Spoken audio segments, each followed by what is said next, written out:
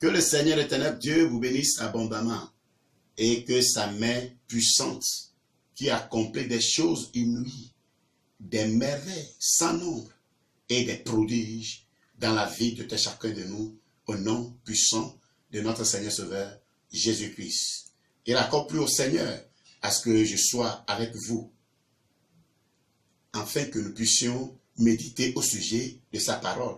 Parce que nous savons que sans la parole de Dieu, nos vies ne peuvent pas plaire à Dieu.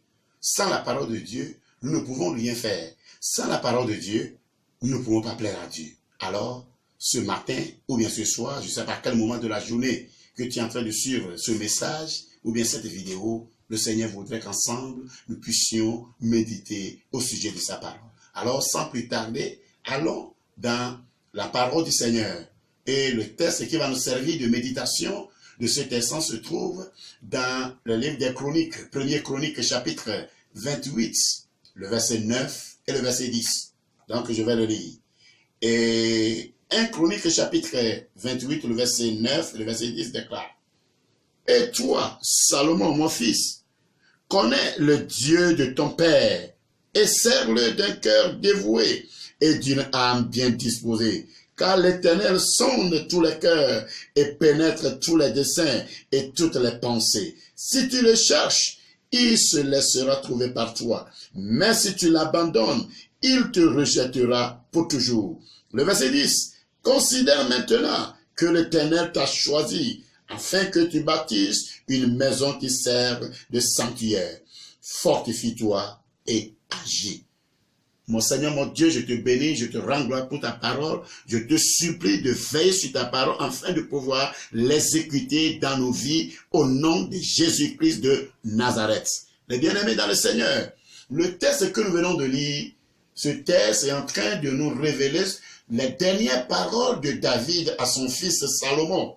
Et le texte, nous pouvons le structurer en 3 parties. La première partie, dans la première partie, nous verrons les injonctions de David à son fils Salomon.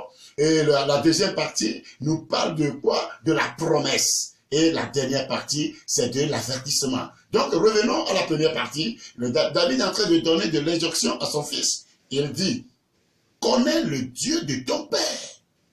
Sers-le d'un cœur dévoué et d'une âme bien disposée. C'est un commandement express que David donnait à son fils Salomon. Parce que David sait que Dieu a un projet, un dessein pour la vie de son fils Salomon. David sait que c'est que c'est Salomon qui est son successeur et que c'est par lui que le temple sera bâti, le temple que lui, David, voulait bâtir, l'Éternel Dieu, c'était renoncer que non, tu as été un homme de guerre, que tu ne peux pas bâtir le Saint-Temple pour moi, que c'est ton fils Salomon qui va le bâtir. Alors David est en train de conseiller, en train d'instruire son fils sur la voie de Dieu, sur les principes divins, afin que le merveilleux projet, le merveilleux plan que le Seigneur éternel Dieu a conçu, a élaboré pour la vie de son fils Salomon puisse s'accomplir, puisse se réaliser. C'est de la même manière que le Seigneur a établi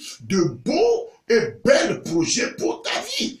Le bien-aimé dans le Seigneur, pour que ces projets, pour que ces visions puissent se réaliser, puissent s'accomplir, tu ne peux pas vivre en dehors de Dieu. Tu ne peux pas mener la vie de débauche. Tu ne peux pas mener la vie de fornication, ni la vie de péché, et espérer avoir la main puissante de Dieu agir dans ta vie. Ça, c'est inadmissible. Ça ne peut pas aller. Les deux la voient en opposition de phase. Alors David conseillait son fils Salomon ce qu'il doit faire. Et dans la promesse, il dit, si tu le cherches, l'Éternel Dieu se laissera trouver par toi. Mais quand tu l'abandonnes, il faut savoir que lui aussi, il va te rejeter pour toujours. Alors, il dit à son fils, il faut le savoir aujourd'hui, que Dieu t'a choisi, que c'est pas toi que Dieu bâtira, ou bien qu'on aura le Saint-Temple. Alors, fortifie-toi et agis, les bien-aimés dans le Seigneur.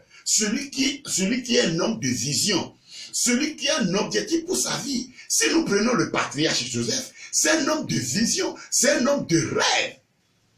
Alors, tout toutes les propositions de la femme de Potiphar, Joseph les avait rejetées. Parce qu'il sait que Dieu voulait passer par lui pour réaliser de grandes choses. Alors, il n'a pas laissé sa vie dans la fornication, ni dans le péché, ni dans l'adultère, ni dans les impudicités, ni dans le vol, ni dans le mensonge. Parce qu'il sait que c'est par Dieu qu'il puisse atteindre sa vision. Et l'apôtre Paul a dit, je peux tout par celui qui me fortifie. Qui est-ce qui fortifie apôtre Paul? N'est-ce pas Dieu? N'est-ce pas le Saint d'Israël? S'il n'est pas en bon terme avec lui, il ne peut en aucun cas le fortifier. Le bien-aimé dans le Seigneur voudrait passer par ma modeste personne à ce moment où tu es en train de suivre cette vidéo pour te donner cette injection.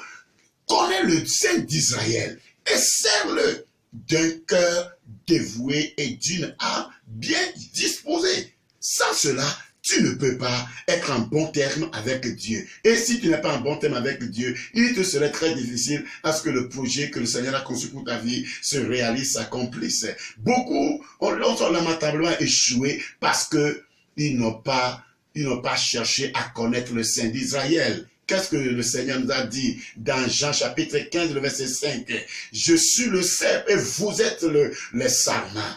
Que celui qui demeure en moi et en qui je demeure, que celui-là porte beaucoup de fruits. Ce qui veut dire que celui qui demeure en moi et en qui je demeure, celui-là réussit dans toutes ses entreprises. Et il continue en disant à la fin du verset que sans moi, vous ne pouvez rien faire. Alors David a su que sans Dieu, son fils ne pourrait pas construire le Saint-Temple. Alors, il a instruit son fils sur la voie de Dieu. Il a instruit son fils à chercher, à connaître Dieu et à le saisir. Mais comment?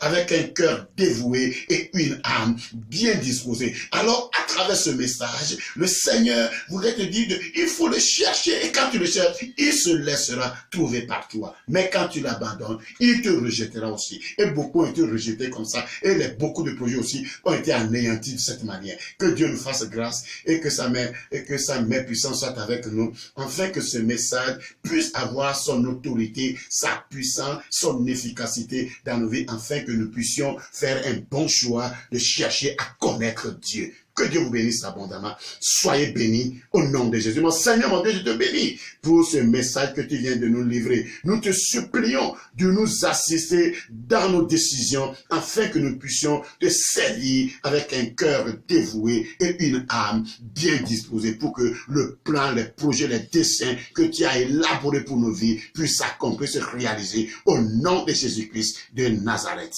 Amen. Vous avez suivi votre frère et serviteur, le missionnaire Tocha Kofi Dominique, de l'église missionnaire Parole Acte Maison de Bénédiction. Nous sommes à Lomé, tout précisément à Adidouadé.